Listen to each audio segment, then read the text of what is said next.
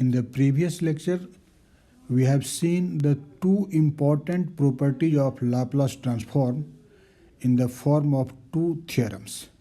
In first theorem, we have discussed the linearity property of Laplace transform, and in the second theorem, you have seen the shifting property, particularly the first shifting property or the first translation you have seen in the previous lecture. Now today we will discuss two more theorems on Laplace transform. In the theorem number 3, actually we will discuss the second shifting property or second translation of Laplace transform. So first of all we will see what is this theorem and then we will prove it. आप देख सकते हैं कि इस theorem का जो statement है उसको हमने यहाँ मेंशन किया है और बहुत ही सिंपल तरीके से आप लाप्लास ट्रांसफॉर्म के डेफिनीशन को यूटिलाइज करते हुए इस थ्योरम को भी प्रूव कर सकते हैं. एक्चुअली जो सेकंड शिफ्टिंग थ्योरम है या सेकंड ट्रांसलेशन आप कह सकते हैं वो हम लोग इस रूप में व्यक्त करते हैं कि if Laplace transform of a function f of T that is L of f of T अगर एफ एस के बराबर है तो ऐसी स्थिति में अगर हम एक फंक्शन डिफाइन करते हैं, सपोज करिए जी ऑफ टी, जो इस रूप में डिफाइंड होता है कि this G of T is equal to F of T minus A, लेकिन तब जब टी का वैल्यू ए से ग्रेटर होगा. और यही फंक्शन जी ऑफ टी 0 के बराबर है उस समय जब टी लेस देन ए के बराबर है. ऐसी स्थिति में अगर आप इस फंक्शन जी ऑफ टी का लाप्लास ट्रांसफॉर्म फाइंड आउट करेंगे, दैट इज ऑपरेटर एल को, लाप्लास ट्रांसफॉर्मेशन ऑपरेटर को अगर जी ऑफ टी पर हम ऑपरेट कराएंगे तो रिजल्ट के रूप में आपको मिलेगा E to the power minus A S times F of S. Clear हो गया कि दिया हुआ आपको कि Laplace transform F of T का एफ ऑफ एस के बराबर है और एक फंक्शन डिफाइन करते हैं जी ऑफ टी जो इस रूप में डिफाइंड होता है कि यह G of T F of T minus ए के इक्वल है तब जबकि टी ग्रेटर है ए से, और ये फंक्शन जी ऑफ टी 0 है जब यह टी लेस है ए से. ऐसी स्थिति में फंक्शन जी ऑफ टी का लाप्लास ट्रांसफॉर्म इक्वल होता है E to the power minus A S times F S. This is the statement of this theorem which is known as second shifting property of Laplace transform, or you may also call it second translation. Now we will prove it. आप इसके proof को बहुत ही आसानी से Laplace transform का definition use करते हुए देख सकते हैं. देखिए एक्चुअली स्टेटमेंट ही कहता है कि Laplace transform of f of T equal है एफ ऑफ एस के. This is given in this statement. और साथ ही साथ फंक्शन जी ऑफ टी जैसा अभी आपने देखा कि वह डिफाइंड है इस रूप में कि g of T is equal to F of T minus a when t is greater than a and it is 0 when t is less than a. अब हमको फंक्शन जी ऑफ टी का Laplace transform define करना है तो हम definition of Laplace transform का use करेंगे. Now Laplace transform of g of t, तो लाप्लास ट्रांसफॉर्मेशन ऑपरेटर एल को ऑपरेट कराएंगे किस फंक्शन पर, तो जी ऑफ टी पर, और देखेंगे डेफिनीशन यूज करके कि हम इसे क्या लिख सकते हैं.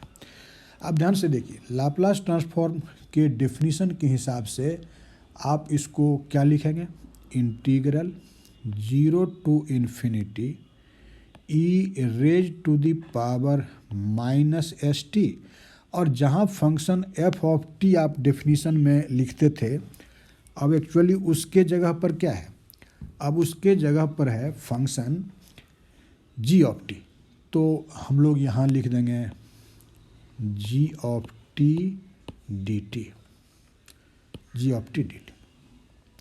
लेकिन ध्यान से देखिए ये जो फंक्शन है जी ऑफ टी इसका वैल्यू 2 इंटरवल में डिफाइंड है. यह 0 के बराबर होता है अगर t का वैल्यू a से लेस है, और यह f of t minus a के इक्वल होता है जब t ग्रेटर देन a है. तो इस डेफिनेट इंटीग्रल को, जिसका लिमिट 0 टू इन्फिनिटी है, हम दो पार्ट में डिवाइड करके लिख सकते हैं। फर्स्ट पार्ट में इंटीग्रेशन करेंगे 0 टू ए, और तब यहाँ हो जाएगा e raise to the power minus s t g of t d t. And फिर आप इंटीग्रल ले लीजिए उसी इंटीग्रेंड का, अब लिमिट ले लेंगे a to infinity, and that will be e to the power minus s t g of t d t. Is it okay? हम उम्मीद करते हैं ये स्टेप बिल्कुल क्लियर हो गया होगा आपको। लेकिन अब आप ज़रा जी ऑफ टी के मीनिंग को देखिए कि अगर जो लिमिट है टी का वह ए से लेस है या अप टू ए कह सकते हैं, तो इसका वैल्यू 0 के बराबर है। इसका मतलब फर्स्ट इंटीग्रल के अंतर्गत जो जी ऑफ टी है इसका वैल्यू हमें गिवन कंडीशन के हिसाब से 0 लेना होगा। So this will be integral 0 to a e raise to the power minus s t times 0 d t. Is it okay? And plus now integral from a to infinity and e to the power minus s t g of t. अब देखिए, जब आप देख रहे हैं कि when t is greater और equal to a, आप यहाँ इक्वल टू भी समझिए, तो हमारा यह function f of t minus ए के बराबर है। तो अब g ऑफ t के जगह पर क्या पुट कर देंगे? f of t minus A and d t. अब देखिए, फर्स्ट इंटीग्रल में इंटीग्रेंड ही 0 हो गया इस 0 के कारण, और आप जानते हैं कि अगर इंटीग्रेंड 0 है और इंटीग्रल डेफिनेट इंटीग्रल है तो उसका वैल्यू 0 होगा। So this first integral this will be simply 0। तो केवल जो सेकेंड इंटीग्रल है वही आरएचएस में आपको अब बचता है। अब उसको सिंप्लीफाई करेंगे हम लोग। Therefore Laplace transform of g of t, अब देखिए कि यह अब किसके बराबर है। तो this will be simply integral 0 to, sorry not 0 but a to infinity e raise to the power minus s t F of T minus a d t. ठीक है? अब इनफैक्ट इस इंटीग्रल को हम लोग इवेलुएट करना चाहते हैं। आप बाय मेथड ऑफ सब्स्टिट्यूशन इस इंटीग्रल को जस्ट ला सकते हैं लाप्लास ट्रांसफॉर्म के फॉर्म में। इसके लिए सपोज करिए कि लेट अस पुट, ये जो आर्गुमेंट है t माइनस ए, सपोज करिए कि this is equal to p, मान लिया ऐसा, and a is constant, you know, therefore if t minus a is p, then let us take the differential of this equation both sides. अगर आप differential ले लेंगे तो क्या होगा? dt minus 0, because a is constant, so इसका differential हो गया 0 and that will be equal to dp। It means आप कह सकते हैं कि इस नए वेरिएबल p के टर्म में dt हमारा इक्वल हो गया dp के, dt इक्वल है dp के। साथ ही साथ अब लिमिट को देखना है। देखिए, ये जो लिमिट्स है a और इन्फिनिटी, वह t का लिमिट है, तो हम लोग उसके कॉरस्पॉन्डिंग अब p का लिमिट क्या होगा, हम चाहते हैं कि वेरिएबल t को अब p के टर्म में एक्सप्रेस करें। तो dp को तो आपने dt को तो आपने फाइंड आउट कर लिया कि वह dp है, t माइनस ए को आपने मान ही लिया कि p है। अब देखना है कि t का जो दो लिमिट्स है a और इन्फिनिटी, जब t a होगा तब p क्या होगा, और जब t इन्फिनिटी होगा तब p क्या होगा, हम उसको अब फाइंड आउट कर सकते हैं। सो देखिए, if t is equal to a, then आप ऊपर वाले रिजल्ट को देखिए कि t अगर a के बराबर है तो t minus a is equal to p, तो क्या लिखेंगे? a minus a equal to p, it means p बराबर हो गया 0। तो जब t होगा a के बराबर तो p होगा 0 के बराबर। ध्यान से देखिए।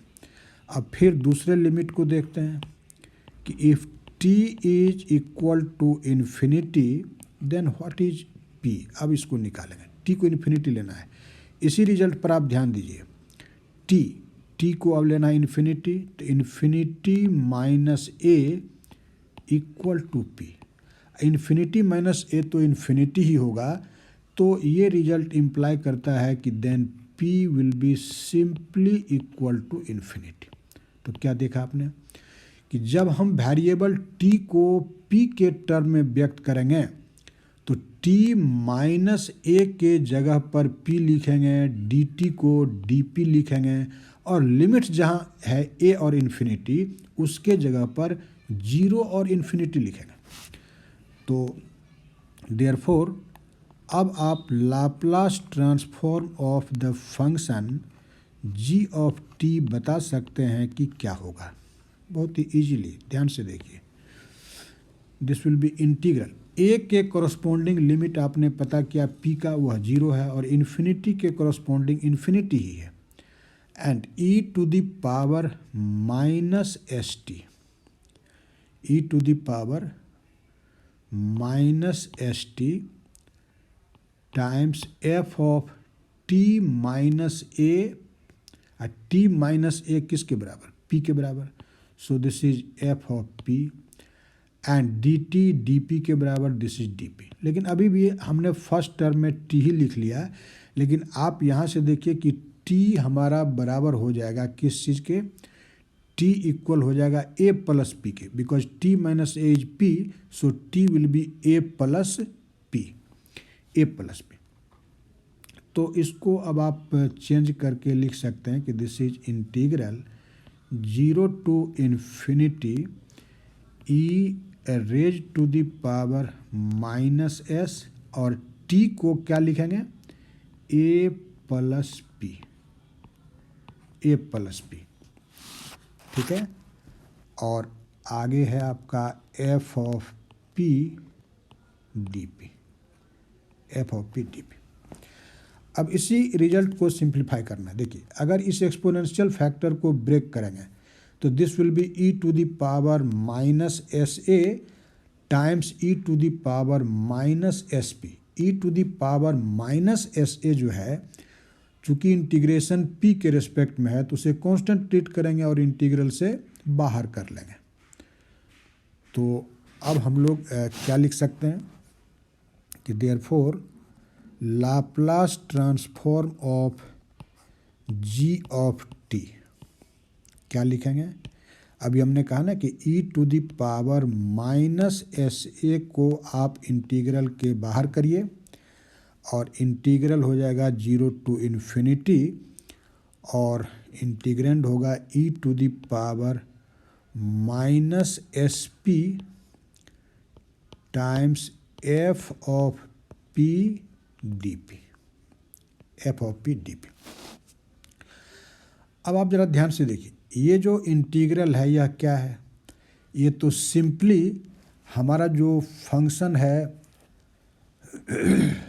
p, उस p का यह लाप्लास ट्रांसफॉर्म है, और मतलब सॉरी एफ ऑफ p का यह लाप्लास ट्रांसफॉर्म है, और यहाँ पैरामीटर s है तो हम इसको लाप्लास ट्रांसफॉर्म के डेफिनीशन के हिसाब से f ऑफ s लिख सकते हैं। केवल अंतर क्या है कि जहाँ आप t लिखते थे उसके जगह पर p लिखा हुआ, उससे क्या अंतर पड़ता है?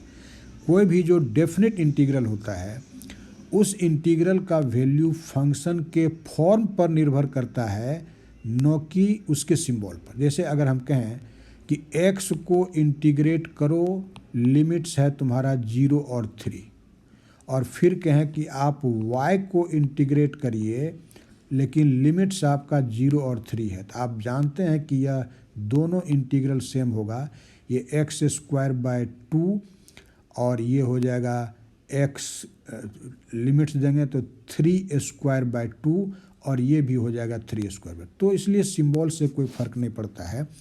आप इसको Laplace transform of function f of P कहिए या एफ ऑफ टी कहिए, and so according to the definition of Laplace transform, this is simply e to the power minus s ए, और इस इंटीग्रल के जगह पर लिख देंगे एफ ऑफ एस। और इसलिए आप कह सकते हैं कि Laplace transform of this very function ji of T is equal to this much. और आप देखिए आपका जो थ्योरम है उसका जो स्टेटमेंट है, उस स्टेटमेंट में हमको यही प्रूव करना था कि अगर ये कंडीशन होल्ड कर रहा है तो ऐसी स्थिति में जी ऑफ टी का Laplace transform e to the power minus s f of S के बराबर होगा। तो ये जो सेकंड शिफ्टिंग थ्योरम है यह प्रूव हो गया, इजीली प्रूव हो गया, आप देख रहे हैं। अब हम लोग next important properties Laplace transform का देखेंगे, या आप नेक्स्ट थ्योरम कह सकते हैं, इसको हम थ्योरम के रूप में लिख रहे हैं। And this is theorem 4। 3 theorem अभी तक आपने देखा, इसीलिए this is 4th number theorem. And ये जो 4th नंबर थ्योरम है ये एक्चुअली लाप्लास ट्रांसफॉर्म का एक पर्टिकुलर प्रॉपर्टी है जिसको चेंज ऑफ स्केल प्रॉपर्टी कहते हैं। Change of scale, change of scale property. अब क्या है यह चेंज ऑफ स्केल प्रॉपर्टी? तो फिर पहले इस थ्योरम के स्टेटमेंट को हम लोग देखेंगे और फिर लाप्लास ट्रांसफॉर्म के डेफिनीशन को यूज करते हुए आप फिर इस थ्योरम को इजीली प्रूव कर सकते हैं।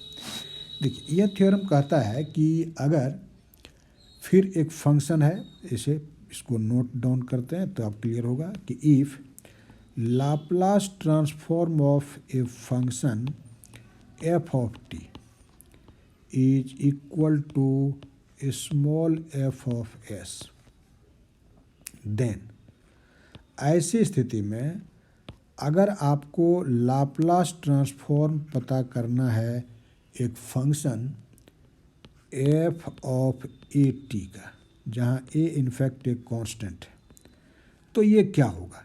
तो थ्योरम कहता है कि this will be 1/a times F of s by a, s by. This is a very important theorem, numerical problem solve करने में बड़ा काम करेगा।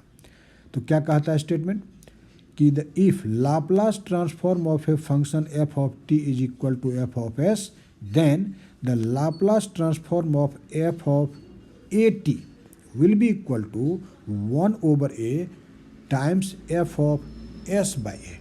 This is the statement of this change of scale property. Change of scale property, ठीक है। अब देखिए फिर इस थ्योरम को आप इजीली प्रूव कर सकते हैं। लाप्लास ट्रांसफॉर्म का जस्ट डेफिनीशन हमको यूज करना है, ठीक है। तो by definition of Laplace transform, L T is for Laplace transform. देखिए ऑपरेटर एल को ऑपरेट आप कराएंगे किस पर?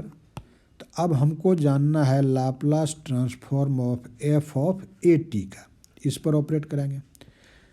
तो देखो जस्ट परिभाषा यूज करो। डेफिनीशन कहता है कि this will be integral 0 to infinity e raise to the power minus s t, this is kernel of this transformation, and times जिस फंक्शन का लाप्लास ट्रांसफॉर्म जानना है वह फंक्शन अब हमारा क्या है? F of a t, F of a t, and this is d t. अब इनफैक्ट इसको हम लोग इस इंटीग्रल को इवेलुएट करना चाहते हैं। फिर यहाँ हम सब्स्टिट्यूशन फॉलो करेंगे, बिकॉज हम लोग डेफिनीशन में एफ ऑफ टी का लाप्लास ट्रांसफॉर्म जानते हैं, लेकिन अब हमारे इस इक्वेशन में एफ ऑफ टी के जगह पर एफ ऑफ ए टी है, तो हम इसको एफ ऑफ टी के फॉर्म में लाना चाहते हैं। तो उसके लिए फिर एक नया वेरिएबल मान लेंगे। So let us consider a t is equal to x, मान लिया ऐसा। तो if at is x, then let us take the differential of this equation both sides. तो a तो कांस्टेंट है ना भाई, t का डिफरेंशियल हो जाएगा dt एंड x का डिफरेंशियल हो गया dx, and so you can say that this dt will be equal to dx over a। तो देखिए इस नए वेरिएबल के टर्म में आपने dt को फाइंड आउट कर लिया कि dt is dx by a, and साथ ही साथ हमको वेरिएबल t को हम बदल करके अब x के फॉर्म में ले जा रहे हैं। तो आप इसी से देखिए कि अगर at x के बराबर है तो t किसके बराबर है, this will be simply x by a। अब ये सारा सब्स्टिट्यूशन हम लोग इस इक्वेशन 1 में कर देंगे, and therefore you can see the Laplace transform of function f of at, f of at। अब ये क्या होगा, this is integral 0 to infinity e to the power minus s t. तो माइनस एस तो लिखा, लेकिन t आप देखिए नए वेरिएबल x के टर्म में क्या है, x बाय a, तो x बाय a कर देंगे, and f of at, but at आपने x माना है, so this will be fx, and dt आपने फाइंड आउट किया कि this is dx by a, तो उसको रिप्लेस करके लिख दिया dx बाय a। अब ध्यान से देखिए आपका जो यह फैक्टर है 1 बाय a, ये कांस्टेंट फैक्टर है, ये इंटीग्रल के बाहर आ जाएगा, so this is 1 over a integral 0 to infinity e raise to the power minus x s x by a f x d x. ठीक है, अब देखिए, अब इस इक्वेशन को आप ज़रा ध्यान से देखिए कि यहाँ यह एक फिर डेफिनेट इंटीग्रल है x के रेस्पेक्ट में, और अभी हमने आपको बताया था कि डेफिनेट इंटीग्रल का वैल्यू फंक्शन के फॉर्म पर डिपेंड करता है, वेरिएबल कौन है उससे मतलब नहीं है। जैसे यहाँ अगर x के जगह पर y लिखा रहे, लेकिन लिमिट्स होना चाहिए 0 to infinity, value will remain same. x के जगह पर अगर t लिखा हुआ है कोई फ़र्क नहीं पड़ता है, फंक्शन का फॉर्म सेम रहना चाहिए। इसका मतलब e to the power minus s t by a f of t d t का वही इंटीग्रल होगा 0 टू इन्फिनिटी जो x के चूँकि डेफिनेट इंटीग्रल का वैल्यू फंक्शन के फॉर्म पर निर्भर करता है, वेरिएबल तुम x लिखते हो कि t लिखते हो कि y लिखते हो, इससे कोई फ़र्क नहीं पड़ता है। जैसे अभी कहा था ना कि आप x को इंटीग्रेट करिए किसी दो डेफिनेट लिमिट के बीच, मान लो लिखा था तभी 0 टू 3, अब फिर तुम y को इंटीग्रेट करो उसी लिमिट के बीच, क्या वैल्यू में अंतर होगा, both will be actually equal. तो हम लोग यहाँ पर अगर वेरिएबल जहाँ हमारा x है, x के जगह पर y लिख दें, x के जगह पर t लिख दें, कुछ भी लिख दें, उससे हमारे इंटीग्रल के वैल्यू पर कोई अंतर नहीं पड़ता है। तो चलिए x के जगह पर हम अब t लिख लेते हैं, ऐसा लिख सकते हैं जैसा आप क्लियर हो गया होगा आपको। तो so Laplace transform of f of at, f of at, देखिए RHS में क्या था, 1 over a integral 0 to infinity and e to the power minus s x by, लेकिन हमने कहा कि आप x को किसी दूसरे वेरिएबल से रिप्लेस कर सकते हैं, तो हमने लिख दिया minus s t by A, and f of x था, x को रिप्लेस कर रहे हैं t से, dx था तो अब लिख देंगे dt। ठीक है, तो अब देखिए now this is 1 over a integral 0 to infinity e to the, अब s बाय a मान लीजिए इसको p कहते हैं, तो this will be minus p t F of t d t. यहाँ क्या हमने सपोज किया, मान लिया है कि s bye a is equal to p, ऐसा सपोज कर ले, वैसे उसकी भी कोई आवश्यकता नहीं थी। अब ध्यान से देखिए, ये जो इंटीग्रल है ये तो सिंपली लाप्लास ट्रांसफॉर्म है किसका, फंक्शन एफ ऑफ टी का, उस समय जब kernel e to the power minus p t है, माइनस एस टी नहीं, माइनस पी टी, और पी हमारा यहाँ पर पैरामीटर हो गया। तो लाप्लास ट्रांसफॉर्म के डेफिनीशन के हिसाब से आप जानते हैं कि अगर p के जगह पर s होता तो इसको f ऑफ s लिखते, लेकिन अब p है s के जगह पर तो इसको f ऑफ p लिखेंगे। Is it okay? So this will be 1/a f of p, f of p। लेकिन p है किसके बराबर, जरा ध्यान से देखिए, this is s bye a, तो आप इसको लिख सकते हैं 1/a f of s bye a, s by. तो फाइनली आप कह सकते हैं कि Laplace transform of a function f of a t equal है इतना के, and this was your theorem. यही तो हम लोगों को इस चेंज ऑफ स्केल प्रॉपर्टी में प्रूव करना था। तो इस तरह से अभी तक हम लोगों ने 2 लेक्चर में 4 इम्पॉर्टेंट थ्योरम को डिस्कस किया है। अब थ्योरम और भी है, डेरिवेटिव का, लाप्लास ट्रांसफॉर्म, कई थ्योरम्स आगे डिस्कस करेंगे। लेकिन नेक्स्ट लेक्चर में उस थ्योरम को डिस्कस करने के पहले हम लोग कुछ इम्पॉर्टेंट प्रॉब्लम्स देखेंगे। जो प्रॉब्लम में जो रिजल्ट आएगा वो फॉर्मूला की तरह याद भी रखना है दूसरे क्वेश्चन को सॉल्व करने के लिए, और वैसे भी वह ऑब्जेक्टिव क्वेश्चन जो आपके एग्जामिनेशन में पूछता है उसके लिए बड़ा ही इम्पोर्टेंट होता है।